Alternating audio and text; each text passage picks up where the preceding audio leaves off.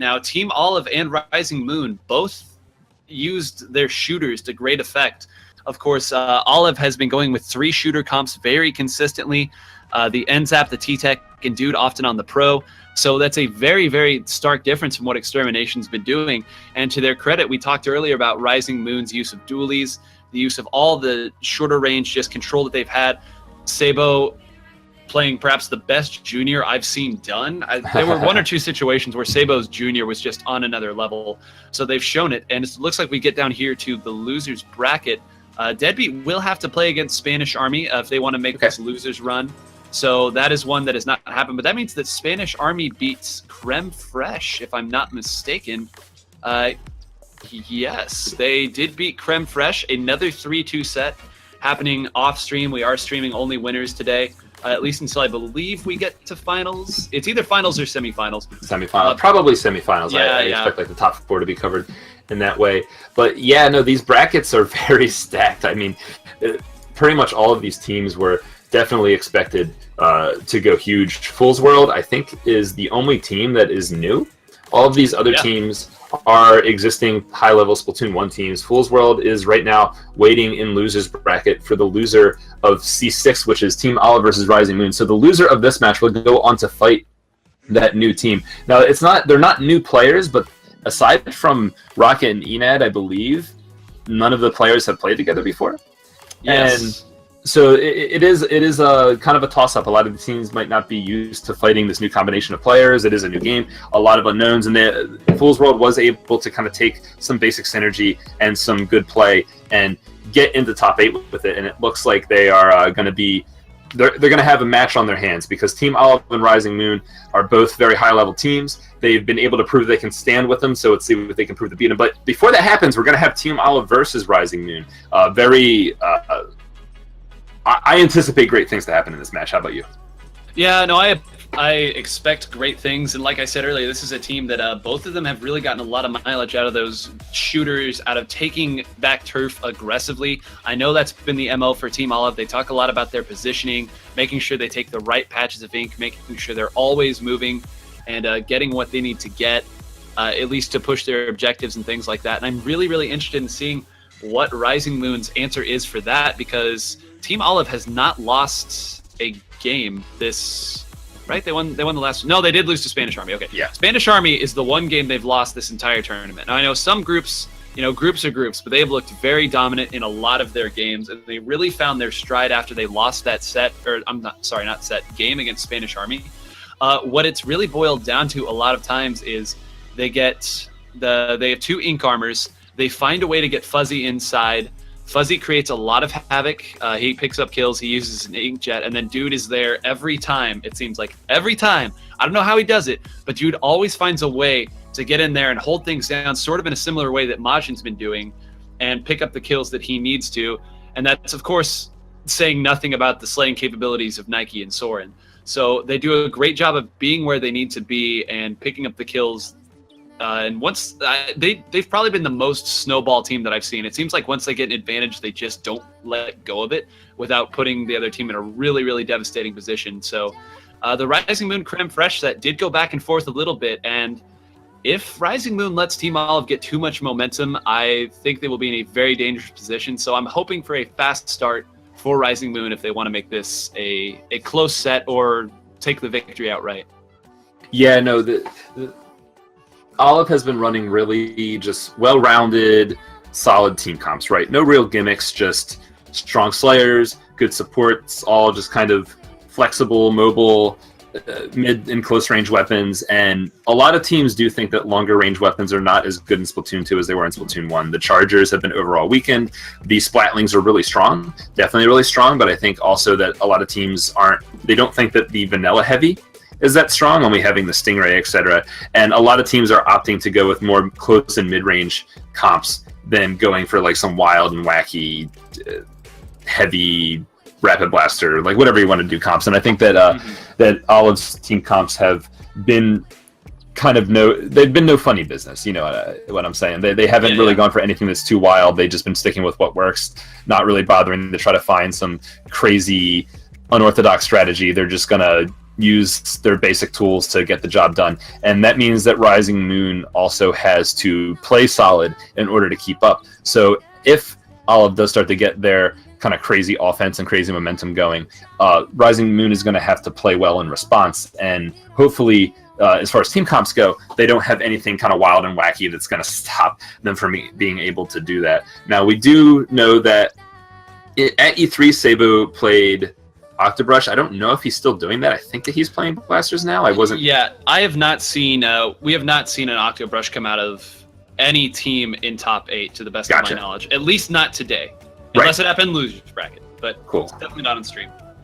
Cool. And we have Urza, who will likely be playing an armor weapon. I know that he's been playing a little bit more variety in this game. The Junior in particular, if Urza does decide to go with it, is a pretty fun weapon. The Junior is the only armor weapon that did not have a special meter nerfed in that very early patch that we received last week, which means that Junior is probably the best weapon for armor spamming in a bubble.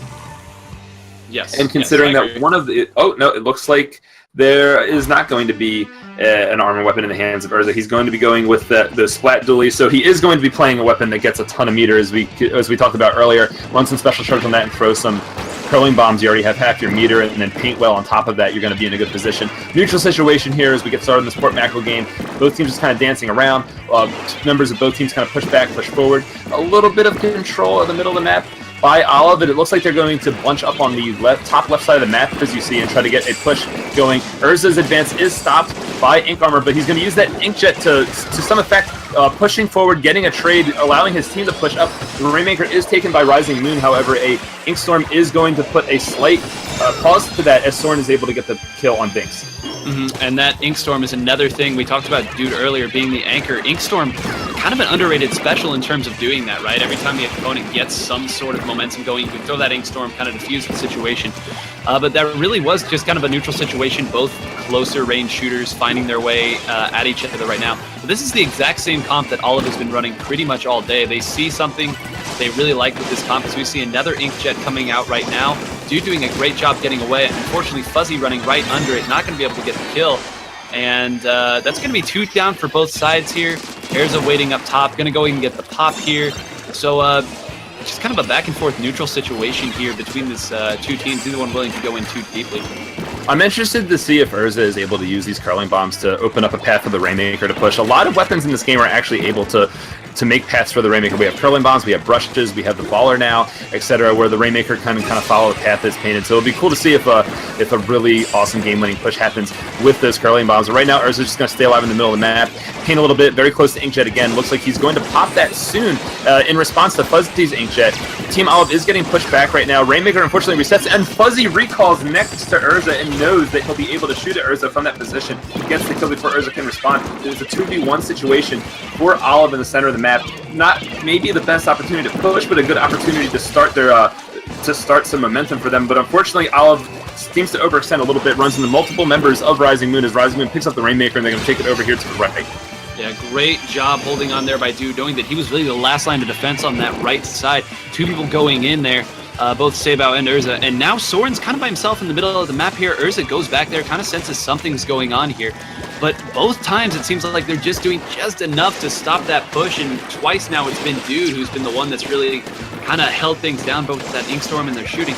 We're seeing a lot of purple come here on the map now. It does seem like Rising has a bit of an advantage here. Bink's doing a great job coming in. Gotta be close to that special. You see it right there, but unfortunately getting taken out before we can use it. And now Fuzzy has all the momentum here coming in. Not going to be able to get a kill. Does get the kill on Andy.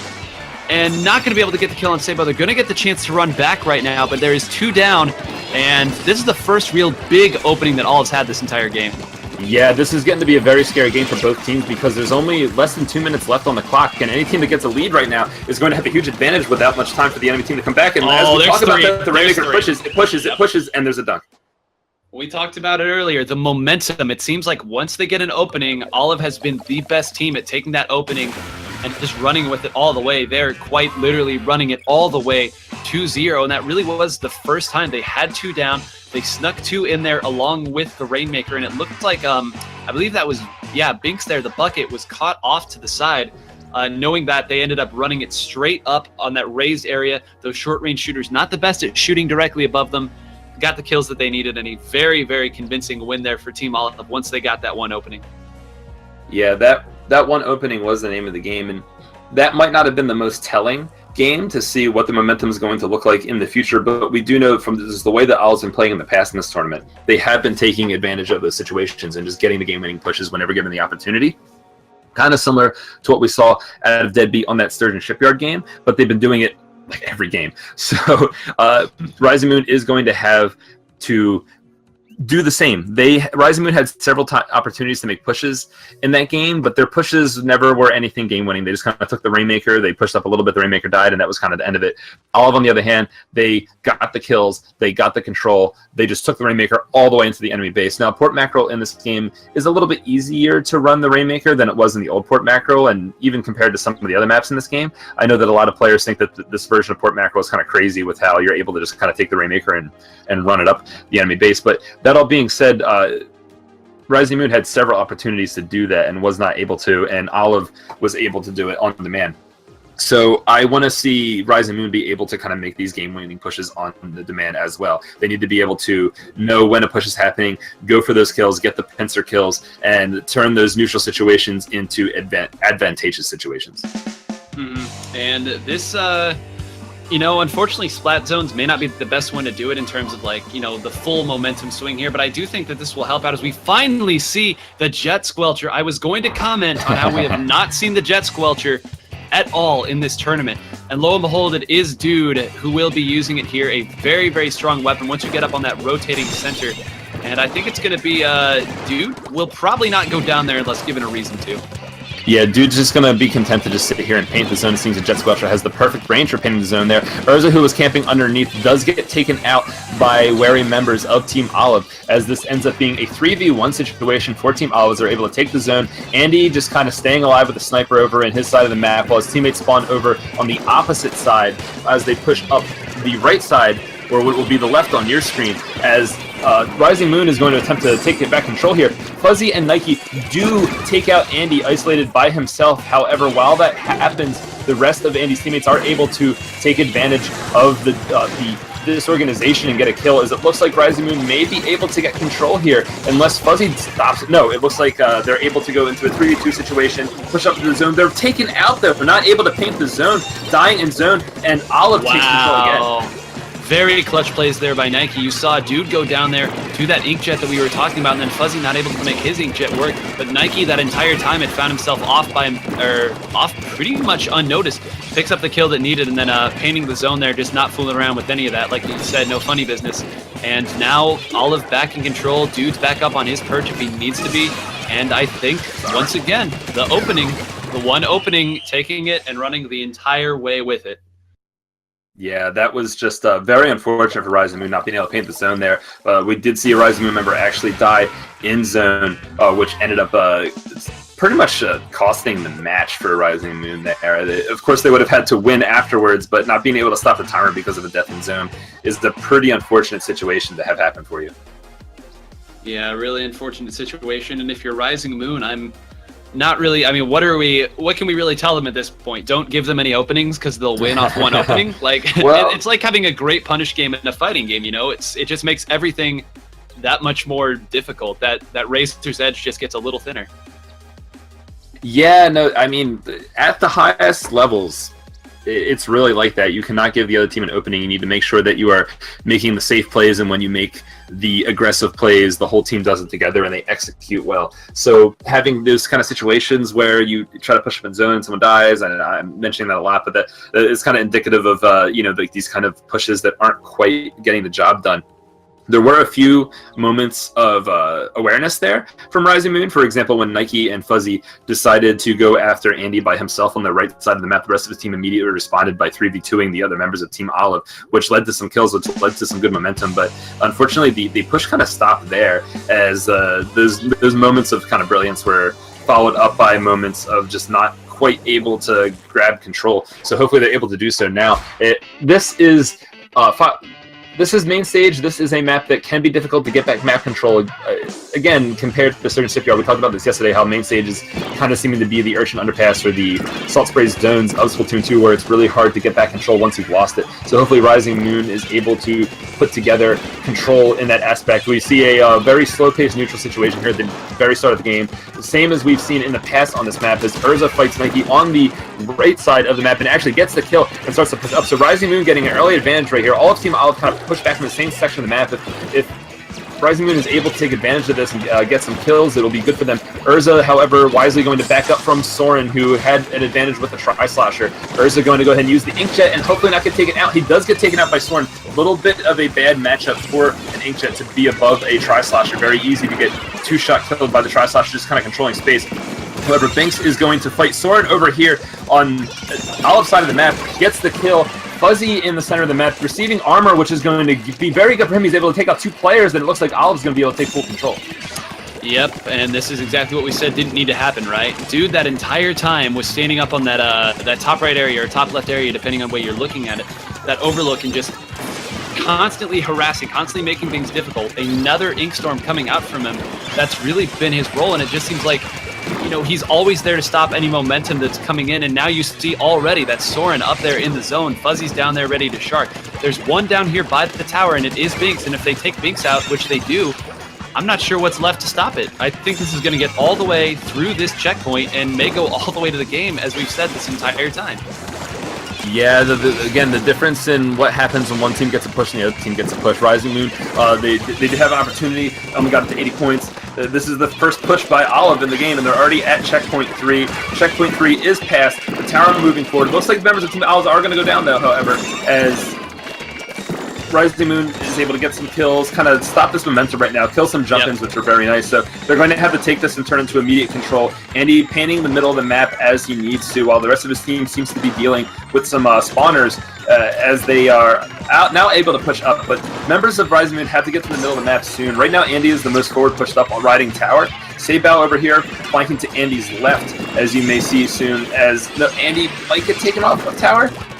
No, still stays alive, so the armor does go down. Binks flanking over to the right. Andy's still riding tower. Seems to actually be well supported right now. Soren does push up towards Andy on tower. Andy taken out by Nike up on that top area of the map, and the tower does start to go back to mid. Members of Rising Moon are kind of a little bit pushed over to the right, so it seems like they're going to have to give up a little control, play some more objective, and make this push happen again.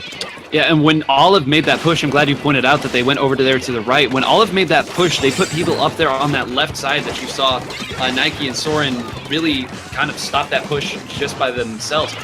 When Olive made that push, they put Soren up in that position, made their push a lot stronger there. So it looks like Sabo's going to try to get into that position here, see if we can get the jump off the sponge. Unfortunately, Fuzzy there to stop that. Fuzzy is going to take it out. I think this tower push is going to be pretty much ended right now. Erza does take out Fuzzy. That is a start, but once again, dude kind of playing the spoiler there, and now Soren's back in the middle. Middle's going to be completely lost in this situation, and now Rising Moon's just lost all momentum. Yeah, no, this is definitely Olive. This is definitely Olive's game to lose as they push the tower to 10. Less than a minute and 30 seconds left in the game. Urza right now kind of turtling up the top mid. Sharking going to go after Soren. Stops Soren from activating Ink Armor. Well, he does not actually stop the activation. Ink Armor is still activated, but he does take out the Tri-Slasher. Rising Moon activates their own armor. Looks like they're going to double team Fuzzy here up on the top of the map, but no, Fuzzy gets away and looks like he's going to challenge Andy up on the top of the map. We see Dude over here trying to be in an anchor position, sneaking up on the member of Rising Moon who was on his side of the map. Doesn't actually get the kill, and it looks like Rising Moon actually gets some control here. Dude, the last member alive, may get double teamed here. He does have a longer range weapon, so he's sort of able to stay alive, but Rising Moon at the same time is pushing the tower and pushing it far, all the way to checkpoint 2 right now. Andy seems to be safe here on this tower, building bomb rush, and if he gets off the bomb rush, there's going to be a lot of momentum for Rising Moon. How did Soren get around? I'm not sure. It looks like he was able to sneak past the front line. Maybe he was called out and Andy knew about it. Maybe he wasn't called out. I'm not sure, but it does put a stop to Rising Moon's push.